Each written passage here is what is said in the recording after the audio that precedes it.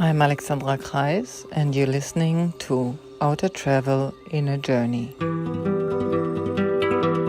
Journeying now for 30 years into the life and practice of yoga, I have met many who have taken interesting turns, went past extraordinary bumps, and reached unexpected places. People with whom I shared conversations about everyday struggles, intimate realizations, larger questions, ideas, and dreams. So today, I'm passing on the mic to one of them so we could hear and celebrate the wisdom in people's differences and experiences. Welcome to Outer Journey Inner Travel. Here today with Dale Tobin in Northern England, York. Hello, Dale. Hello, good morning. Good morning here. How are you doing? Good morning. Yeah, it's a little bit later here already. I feel the day has already kind of grabbed me. I'm doing good. How are you? Yeah, doing very well today. Thank you. Yeah, it's nice and sunny out where you're sitting there with us. So that's beautiful. So Dale, I mean, when I saw what you do, I got really excited because I only read about it so far. And Dale and I are going to talk about psychic surgery today and a form of healing that maybe not many people know. So maybe you might want to introduce, what does that mean, psychic surgery? Is that woo-woo? Is that esoteric? Is that, is that real?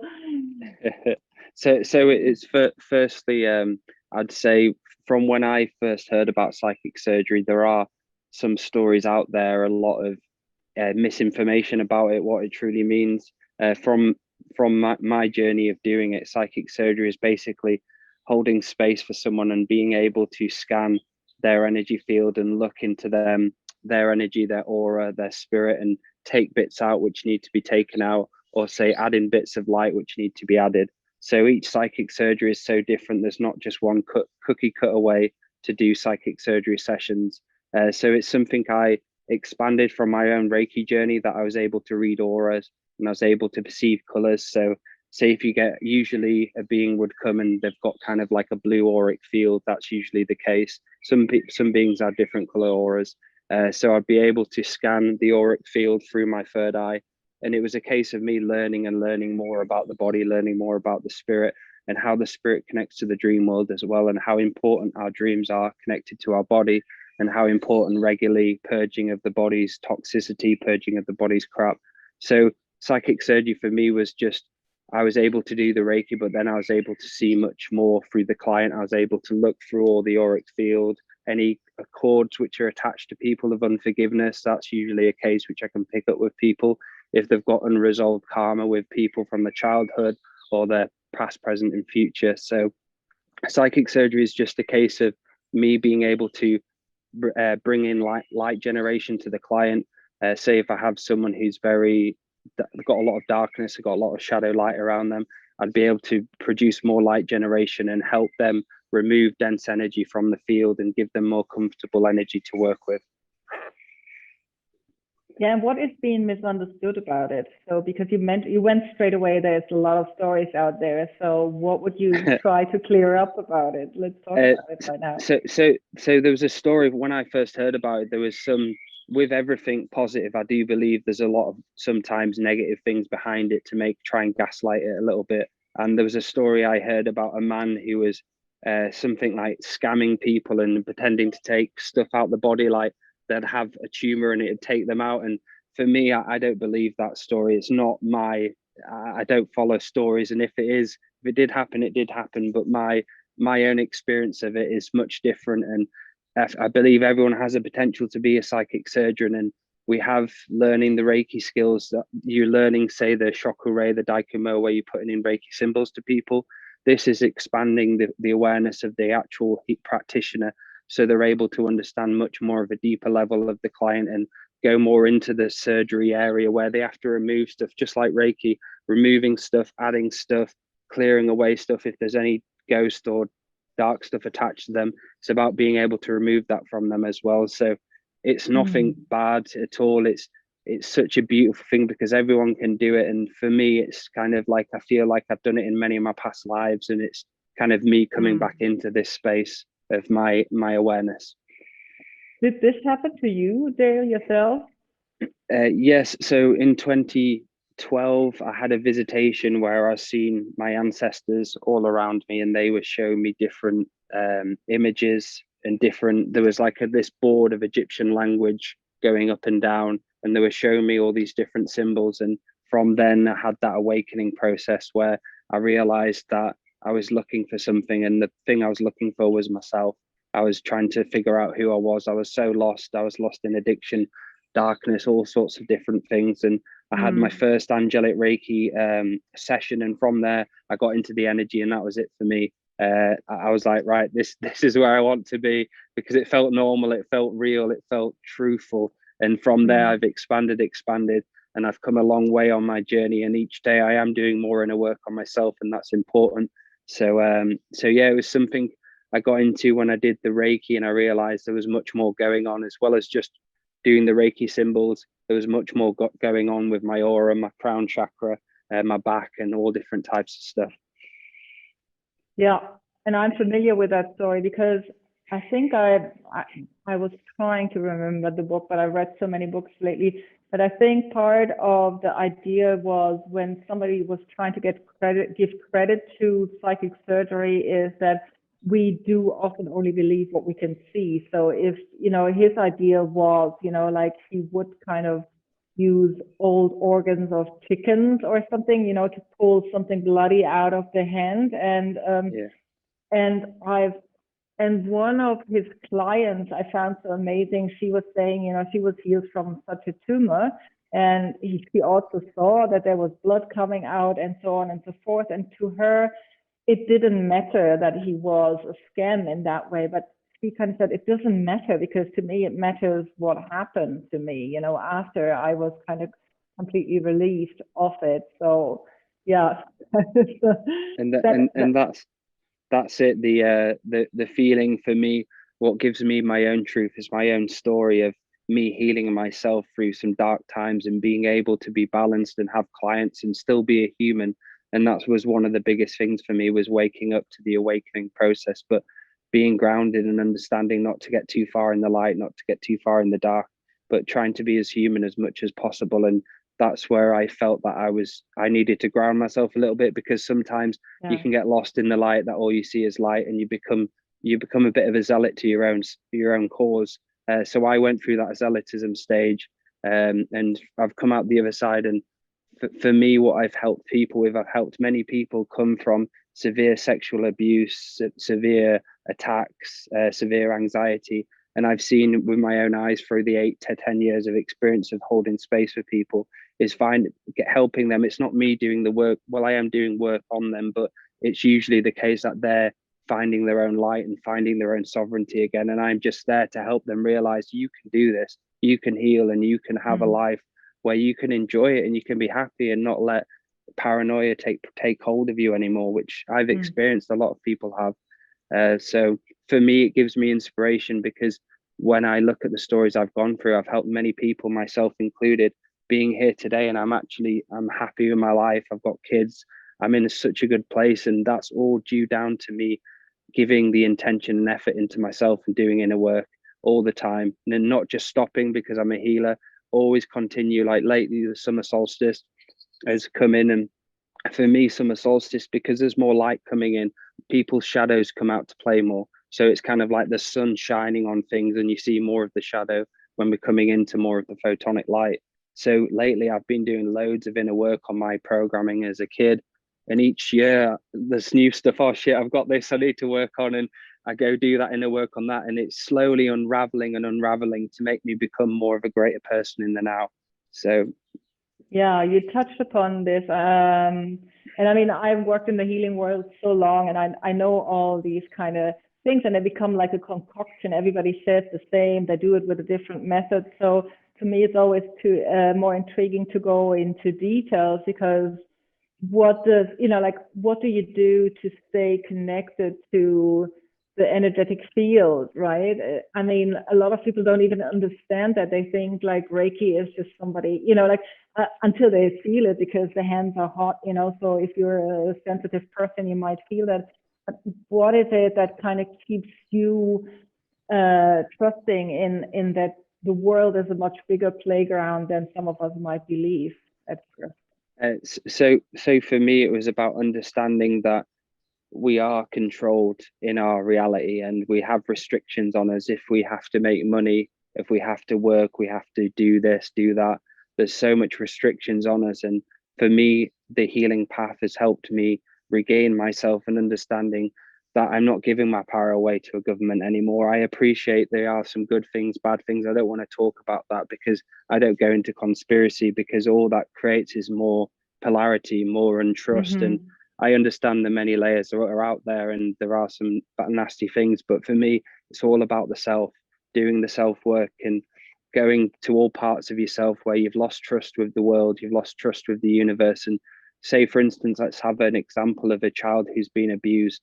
So when you go through younger and you've been abused, as a child, you were always connected to the Great Spirit. You've always got that source connection with you. But when the abuse happens, that's when it can be kicked out of you and you lose trust and lose faith in what's real. So for me, it was always about helping and unraveling back to source connection, and how can I get back to be source connected? And that was through working on my traumas, working on through forgiveness, forgiving everyone, forgiving the government, forgiving absolutely everyone in my life, so I can be free again. And it's just been a case of me integrating that and being grounded as possible. And that's one of the biggest things, is a lot of people out there with overthinking, doing so many things. It's so important to be grounded in your body, to experience being here instead of out there all the time. What do you mean with, I know what you mean, but I'm just doing this for the listener. What do you mean with being out there? What's the difference for you? So say a case of someone who comes to see me who can't stop overthinking, and they have a thought, then another thought comes, then all of a sudden they've got a mind trail which has taken them on with paranoia to a different reality. For me, when that happens, if anybody's listening and watching now, if that does happen, it's basically you're not in your body anymore. So when you have those overthinking thoughts, it's to realize, to tell yourself, I am not in my body anymore. I take a deep breath and I ground myself and become myself and let myself be into my feet and my legs. So it's just a process of remembering that. Just 2 seconds. There's just someone come up. 2 seconds. Mum. Perfect. Sorry about that. My son was literally about to run through with a water gun. Yeah, I saw your concerned looks, and you were like, oh. I was like, no, there we go. But that's yeah, life as well, right? We live in that kind of embodiment, as you said. I'm trying to be human. So a lot of people that kind of think of healing and find that, in particular, when we talk about Reiki and psychic surgery, it seems so inhuman, so supernatural, even that, and that makes us afraid. I think a lot of people are afraid of that. Am I losing control? But I think what we're talking about right here is we already lost control, because we're looking always to the outside, like, how can I perform correctly? How can I kind of fit in? How do I make my money? How do I make my whatever day-to-day life happen? And this kind of leads then eventually that we orient, or that's how I see it, that I orient myself more and more to outside things and lose the initial trust in life, like, as you say, like children have, That's it. So and breath work, that's been one of the most beneficial things, as well as learning breath work. And breath work can really help you become in your body. And one of the main things people have is not being in the body all the time. And because of trauma, they're not in the body. That because of sexual abuse, they can't stand to be in the body anymore. So the reason, when going back to that question you asked about being out there, you have people sometimes who are always 60% out of the body because of trauma. So when they actually do come into the body, the trauma's kicking them out again, and realizing that they have to work on that trauma, have the warrior self come through, and forgiveness, so on and so forth. Yeah, that's what you said earlier, that you have to work on your shadow side. And then essentially that is, to me, kind of related to Tantra. I mean, I come from Ayurveda Yoga Tantra, and Tantra is all about the, understanding that everything is beautiful, and that if you reject something, or that you kind of make somebody something better, you know, you cannot never become and feel whole, because it goes straight into this separating issue. And if we live more and more as matter, Dr. Joe Dispenza often talks about it, like, you know, the more you think of everything that you need to do, is like the more you become matter, and then it condenses and solidifies, you know. So and then when we need to come out of that, we need to actually feel the connection with everything around us, but we can't do that all the time because then we're too loopy, you know. So yeah, it's kind of, I like what you said about also, even though you only give sessions, you know, and then you heal people, so to speak, you know, or you kind of help people on the way. What do you feel about, or what is your success with people, or are they coming back because they can't maintain it? We just talked about it, you know, like we all need to integrate stuff. Yeah. So for me, what was important for me was not knowing, not just doing, and so the psychic surgery sessions I do, say it usually I'd have a 12-month cycle where they'd pay for one session a month and they'd get counseling as well. And for me, this is what I've been doing at the moment, is I've been planning on teaching psychic surgery, but just the psychic surgery, that's part of it. And that's so important to realize that psychic surgery is only a part of it. The next part is for you to learn spiritual hygiene, spiritual cleanliness, inner work, regular upkeep of meditation, learning how to still your mind, loads of different avenues.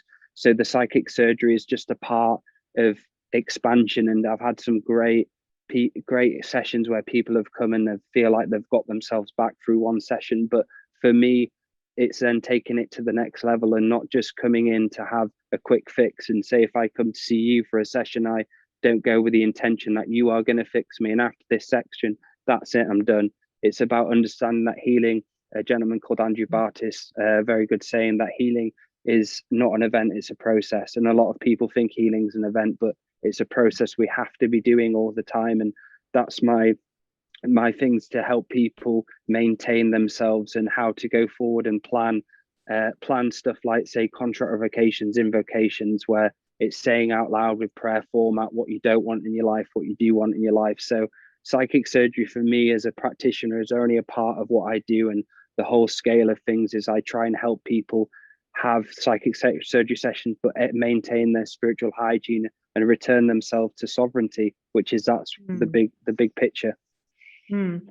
So you were saying that, of course, with the pandemic, you also got kind of pushed into online consultancies and distant healing. How do people perceive that? How does that work? I mean, can you describe it in any form? Yeah. So I'd connect to someone through my third eye and my crown chakra. So through my third eye there'd be a beam of light, and through my crown chakra there would be a beam of light, and through the lower of my back there'd be light coming out as well.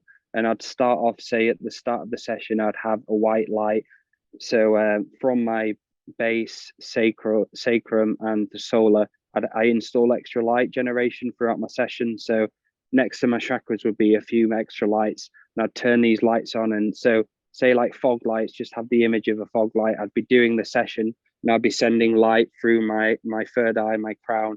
And with that, I'd be using these hands to go up and down the body, and I'd perceive, say, the legs, and I'd look into the legs and see if what's going on in the legs, if there's a disconnection from the leg to the head, or if there's anything attached to the leg. So I'd slowly go around all the auric field, all the body. Then what I'd do is very important to people is that I'd visualize and set them up in a simulated dream space. So I'd look at them sleeping and I'd understand the body. And a lot of people can't sleep deep because they've got leg problems or they've got back problems, and the back or the legs wake them up before they should be awake. So say if I've got really bad sciatica in my legs or my back, it'd wake me up from a deep sleep and I wouldn't be able to go into that deep sleep mode. So I'd be able to see the client waking up as well, and I'd look around the body and perceive which bits are waking up before the client should be awake. So then I'd give a reading that leg work needs to be done, body work needs to be done, your intestinal tract's really off, or your gut and your liver, your kidneys. So for me, it's expansion of me learning the skill and how can I expand more to give the client what they want, and as well as giving them the healing tools for them to go away. And lockdown came for me, and it made me expand more and more, use more of the rainbow colors in my sessions. So it was great because it made me become more of a master in my own, the distant healing stuff. Yeah. And so when you talk about that they lie down, how does that work when you kind of do it online? Or, okay, so distant healing as in like, you don't see each other like we do now on this platform, but you just would you tell somebody like you got to lie down at that certain time so I can see it, or? Yeah, so usually it would be a case of either if they want to lie down or if they want to sit down, and I'd go through the PMR, which is going back to hypnotherapy when I learned that. It's a personal muscle relaxation technique. So each client, I'd have to go through a relaxation technique. So they'd go into such a low brainwave state so they can go into relaxation mode. Then I'd do the psychic surgery work. And one of the important things I do is protect the space with a prayer called the 7 Directions, which is originally from the Native American Kokopelli clan. And it's basically where you call to the east, call to the south, the west, the north, above and below, within. And I ask for guardians, angels, or ancestors to come in from each direction. So before I do the session, we'll have the ancestors come and help me, or any psychic surgeon ancestors, or any beings who are working with the client. So we'd all come together and would have a sacred space. The client would then be relaxed. Then I can expand my auric field to the client, do the reading, and send my energy safely.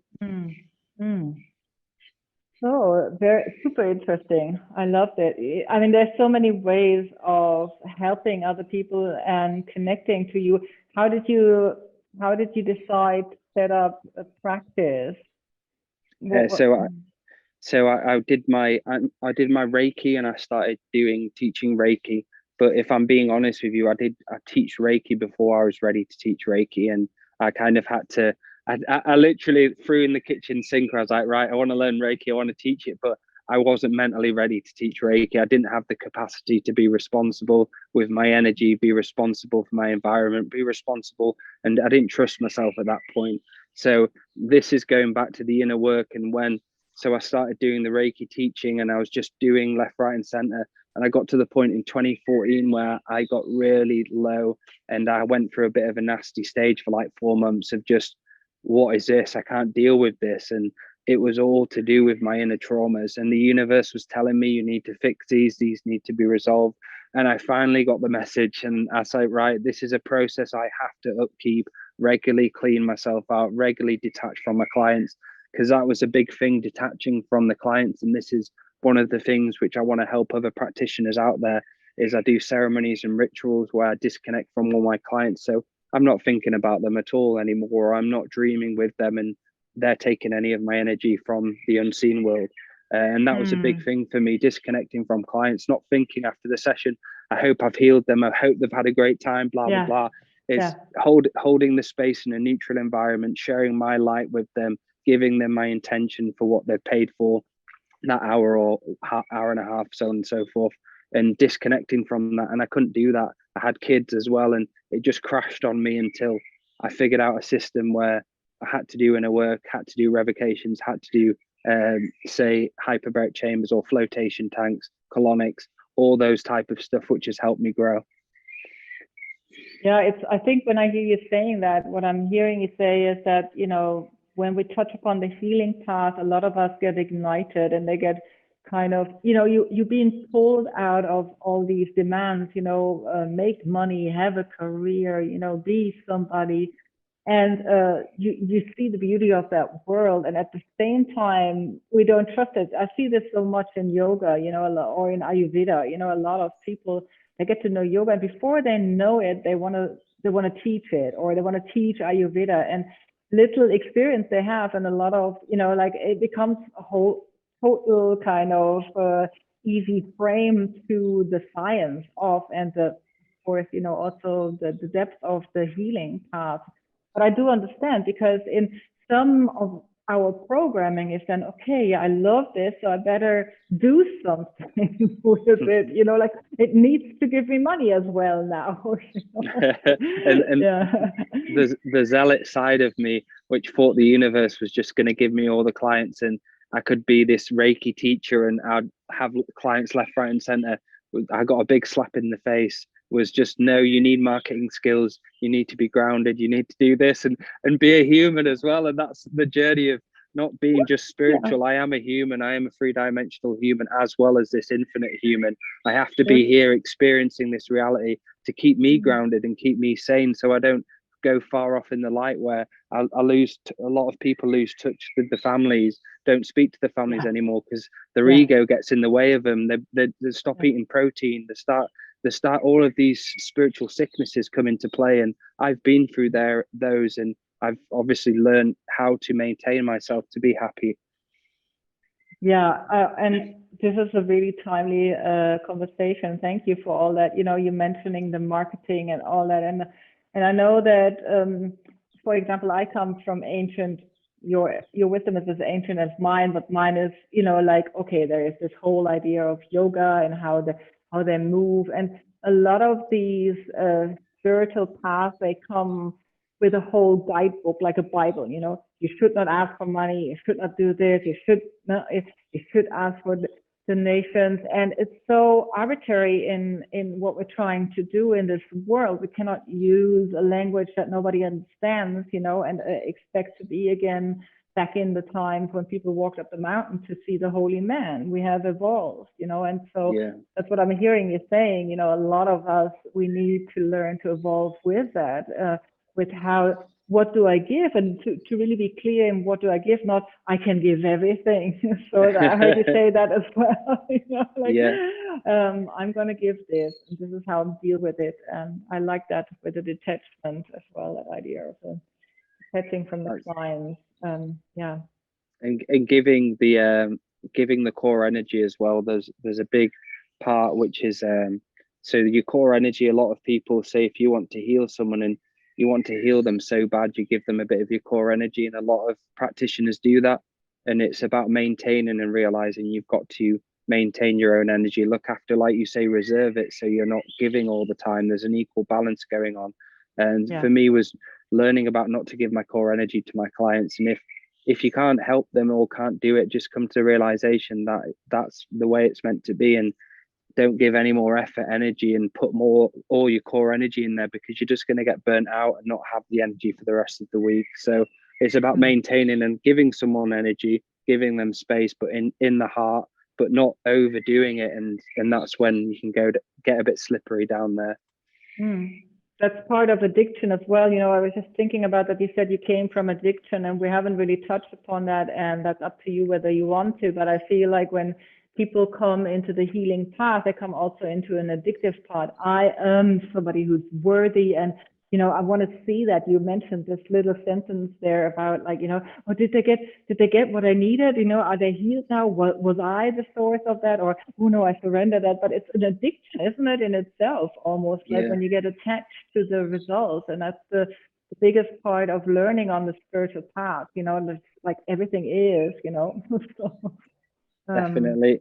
And not say when you finish the client is, say, doing a ritual where, so when I finish the clients, what I'll do is I'll say I'll close all portals to this client and I'll bring in my blue bodies, maybe take a walk and disconnect from them. Just say out loud, I'm disconnecting from the session. Then I'll speak about this now. So the ceremony which I talked about, which is vitally, I'd recommend for everyone out there who is a practitioner, is called a 1 degree of separation fire ceremony. So what I'll do is each month I'll write down every single name of every single client I've got, and I'll open a fire and I'll open a sacred space. I'll call in my protection sage myself, so I'm ready.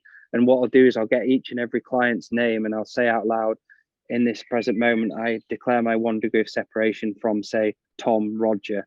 And what I'll do is say, I'll release you in zero debt and zero karma, and I'll burn the name and I'll see your release. And I'll do it to each and every person, because when I do that, I disconnect my sorry about that, my just went off there. So I disconnect my dream world from the actual clients themselves. So that's regularly, if anybody feels stuck that they're taking on the client's energies all the time, write their own names down, burn them in a fire, declare the 1 degree of separation, and close off the space, welcome in the new clients, pray for new clients. So that for me was vitally important to do that process. Wonderful. So as a final word, I mean, you gave us such a lovely gift there, talking about the ceremony. I think a lot of people picked that up already, you know, intuitively, what you're sending us there as a form of separation. But is there something that you want to maybe mention to people, what you offer? Is there something that's on the card right now, or maybe just a word of advice next to what we talked about already? Yes. So myself, I'm a psychic surgery practitioner, and if anybody does want assistance on learning about how to integrate spirituality so they can become more balanced, really, I'm here, and obviously my details will be with you. And that's probably what I want to say about myself, but is about, I'd say, sovereignty, and how important going into this, going post-COVID, or if it's going to continue for ages, is about we've given time to do more inner work on ourselves. And I do believe personally that there is a big reason behind what's going on the earth at the moment, and that's giving people to disconnect from the busy life. And even if obviously work doesn't come, and there's that, always remembering you can do something with a pen. Even if you don't have any money, there's always a way you can find happiness. Go out, speak to a tree, do a meditation, and learn how to love yourself. And that was for me one of the most important things when I was going through my money problems, money issues, was how to not let money control my emotions. And once my emotions were better and I was able to learn saving, learn all these regular human things, my life was just, it felt so much better. I felt more grounded. So my recommendation would just be, work on yourself, celebrate summer solstice. Know that we've got a very special time coming when we go from the spring to the solstice, and to get out there, celebrate, get out and dance, get out and really be a human, express love to people, express, if you've got a relationship where you want to tell someone you love them, tell them you love them, and just make the most of what we can do in this now moment, and look after and heal ourselves. Yeah, beautiful. Thank you. And just stay real. I keep hearing you say, you know, just be real. Don't try to hide it, become holy, or think you can live in the light all the time. You know, that's what you said initially. So I really enjoyed this conversation, Dale. Thanks so much for your time and insights. Thank you. And yes, just to quickly touching on that before we say goodbye, is remembering that you are a human, and that we all are equal co-creators, non-competitional beings by nature, and it's only competition, hierarchy from the reality, like you say, about programming, which has made us become like that. So it's about evolving in a way that you can rewire your own self, and know that you and me are on the same level all the time. Anyone watching, even the guy who's doing the bins, or someone who's doing a job which you have judgment against, that we are all the same, and we are all the same level, and there's no hierarchy at all. And if you are in the light working community and you have gone through an awakening, watch the ego, and see how it subtly comes in, where you have to be this light being, and your information's better than this person, and all of that shit, which you can, if you want to go down that path, it's only going to turn into some nasty dark nights of the soul for you. So which I've experienced, and I'm here to tell my own story. Yeah, beautiful. I wish we would have talked about that dark experience. So we ran away with time again, but maybe some other time. And I hear you working on telling your story anyway. So we might hear from you. I'd love to. I really appreciate for coming on. It's been a really great experience. Thank you. Yeah, and thank you, dear listener. As you know, the show notes are there on the website, and you can get Dale's website information, or look on Instagram. We have it all out there. So thank you, dear listener, and thank you, Dale, once more for this fun conversation, and have a good week and a good summer solstice. Enjoy summer. Get out and dance.